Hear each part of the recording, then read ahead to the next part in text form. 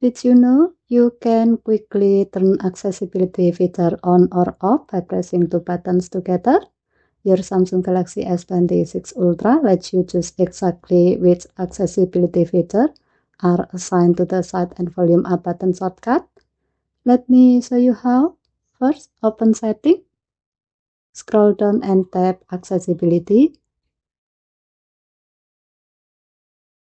Tap Accessibility shortcut. Next, tap Side and Volume Up button. Here, you will see all the accessibility features that can use this shortcut.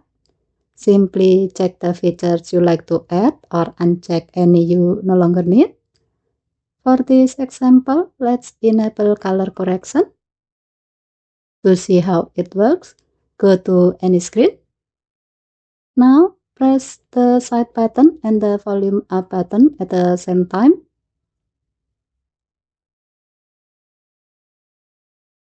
Because color correction is the only feature assigned in this example, it will turn on immediately when you press the side and volume up button together.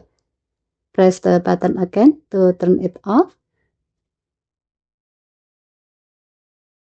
You can return to this menu anytime to add or remove shortcut action.